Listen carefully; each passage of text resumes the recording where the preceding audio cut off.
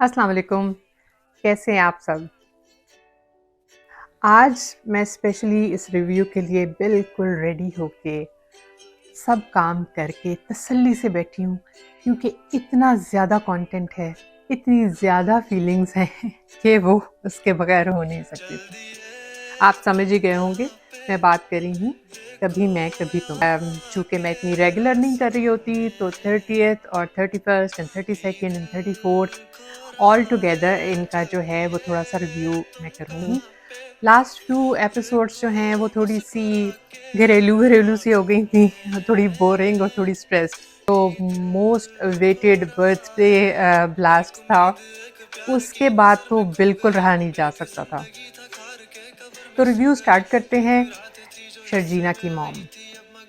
उन्होंने वो जो अम्मी सिंड्रोम है ना, उसको बड़ा अच्छा निभाया है। और वो जो टिफ़िन वाला जो एक फ़ेज़ होता है हॉस्पिटल्स में, जाके साइड टेबल्स चेक कर रही हैं और अपनी बेटी को प्यार करके उठा रही हैं।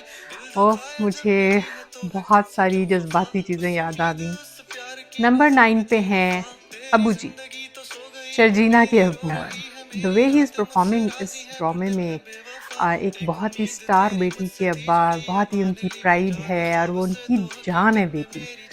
उसमें वो बहुत क्लियर है कि there is no excuse, no sorry, no thanks. So really good, I like it. तो नंबर 8 पे है बुशरा अंसारी, मुस्तफ़ा की मॉम। ऑल्दो मुझे लगता है कि उनको अपना कैरेक्टर खुल के करने का, परफॉर्म करने का मौका नहीं मिला। She is doing a good job, I would say, माफ़ किया मैंने।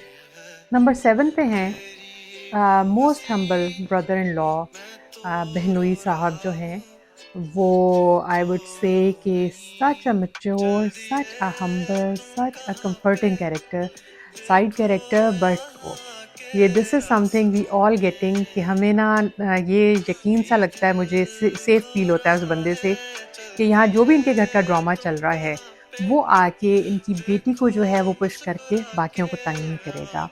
तो ये जो कैरेक्टर्स हैं ना इस वक़्त जो हमें नज़र आ रहे हैं, ये कभी मैं कभी तुम यूनिवर्सिटी के अंदर जो है पढ़ाए जाने चाहिए कि किस तरह से बिहेव करना है। अगर ये ज़िंदगी में आपका रोल है तो क्या करना है, अगर ये रोल है तो क्या करना है, ये बाउंड्रीज़ हैं, ये रेड फ्लैग्स हैं, ये ग्रीन फ्लैग्स हैं।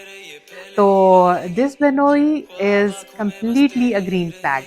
Good job. नंबर 6, प्यारी बहन।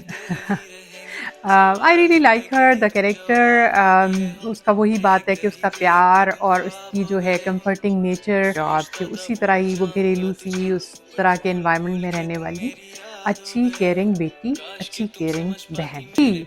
तो नंबर 5 पे हैं अदील और मुस्तफ़ा के अबू जी। इतने बड़े एक्टर हैं और his presence is there, but he is not trying to overlap anyone. जिस तरह से हॉस्पिटल में जो है वो पूछ रहे हैं कि मुस्तफ़ा आ गया, तो देन उनके चेहरे पे जो एक सुकून सा आता है। Time he is such a good person कि जहाँ वो बीवी जो है वो एडमिट करती है कि मेरी मेरी मिस्टेक है, तो वो उसको भी ऐसा कुछ ऐसा नहीं कर रहे हैं कि बस उसको उसकी जान ही निकाल दी है। उसको कह रहे हैं कि बस जो होना था हो गया। जी, तो आगे बढ़ते हैं। नंबर 4 पे हैं the heart throb mister Adeel. जैसे कि मैंने लास्ट टाइम बताया था कि उनको देख के ना एक सेकंड हैंड एम्बैरेसमेंट सी होनी शुरू हो जाती है कि ओह माय गॉड! अभी इनके साथ क्या होने वाला है। तो बहुत ही वेल डिज़र्व्ड जो उनकी चितरौल हुई है। आई नो कि ये कोट एंड कोट उनके लिए सूटेबल वर्ड नहीं है, उनके इतने प्यारे अटायर और उनकी इतनी प्यारी शख्सियत के लिए, लेकिन एक्चुअली हुआ यही है। उनकी एक्टिंग इतनी सेंसिटिवली डिटेल्ड है कि द मोमेंट कुछ भी हो रहा है, रुबाब कुछ भी कह रही हैं, he is getting all the clues. It's just कि he is just too much confident, too arrogant to understand, too arrogant to pick anything other than himself. तो वो हर जगह पे ठनक जाता है उनका माथा कि ये शायद कुछ हो गया है, चोर की दाढ़ी में तिनका है, लेकिन ही थिंक्स कि वो ही इज़ टू गुड कि वो उनके साथ ये करेगा। तो एक्टिंग बहुत कमाल, और जो उनके साथ हुआ उसमें उनका लिटरली जो बर्दाश्त करना है इवन उस कैरेक्टर का भी वो बहुत ही शेमफुल बट रियलिटी। और ये जो बर्थडे सीन है दैट्स लाइक आजकल जो ट्रेंडिंग है लीक्स, कोई पिंडोरा लीक्स, कोई पनामा लीक्स, कोई दुबई लीक्स के बाद जो है वो अदील लीक्स वो बहुत ही अच्छे तरीके से दिखाया गया। हर तरह की लीक्स को इसी तरह दिखाना चाहिए। ये जो ड्यूटी ट्रीटमेंट इनके साथ हुआ है आई हाईली रिकमेंड कि इसको वायरल होना चाहिए। वो उनको जिस अच्छे तरीके से रुबाब ने सेलिब्रेट करके दिखा दिया है। Good job. हैं नंबर 3 पर रुबाब। रुबाब ने टेक ओवर किया है बहुत परफेक्ट तरीके से। उसका जो क्रिंजी सा कैरेक्टर है वो नईमा भट्ट ने इतना अच्छे तरीके से पोर्ट्रे किया है कि शी इज़ सो टॉक्सिक, यानी कि चुड़ैल जो है ना सही वाली वो हेल अनलीश्ड किस्म की उस सारी अपने उसमें आई है। और उसकी जो इतनी काम कनिंग कैलकुलेटिव नेचर जो है बंदोबस्त उसने बहुत अच्छा किया।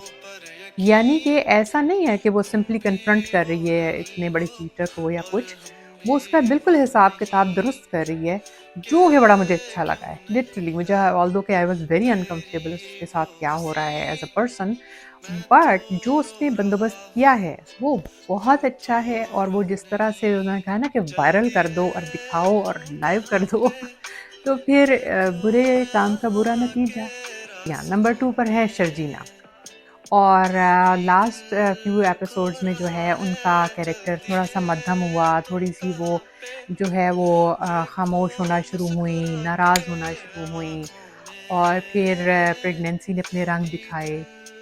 सो I would say first trimester is hitting so hard कि we all can relate to that कि जो उनका जो है ना सब पर्सोना, सब उनकी चीज़ें जो समझदारी है वो सब उनके हार्मोन्स बहाकर ले गए।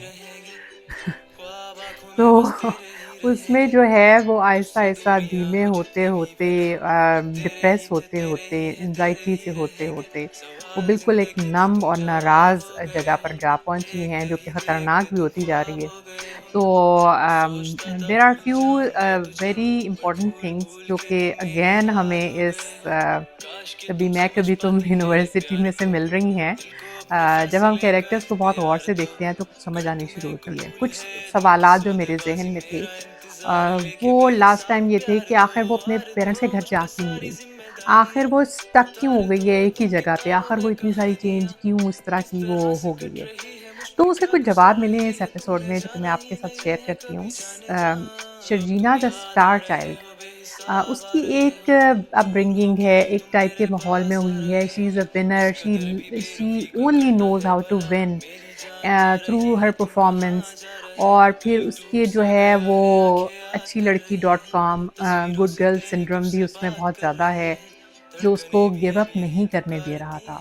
उसको लग रहा था कि मुस्तफ़ा ने जो है उसकी वजह से सारा कुछ किया है तो मैं इस 20,000 के घर में रहकर दिखाऊँगी। यानी कि psychologically she is trying to prove, बहुत ही ज़्यादा हार्ड जितना कि कोई एक्सपेक्ट भी नहीं कर रहा। तो वो उसको लेकर उसी जगह पर स्टक करके बैठा रहा। और ये बड़े साइकोलॉजिकल गुंजल हैं जो कि हम इस तरह से टटोल कर देख रहे हैं तो समझ आ रही है, अदरवाइज इट्स वेरी हार्ड। जहाँ पे कि फॉल कर रही है वो literally that was so like stressful moment था कि बस अब तीर या तख्ता होने वाला है। और उसको बहुत ही अच्छे तरीके से जिस तरह से उन्होंने पोर्ट्रे किया है, जिस तरह से कैमरे ने कैप्चर किया है, जिस तरह से वो sonogram and heart beat, oh my god, goose bumps.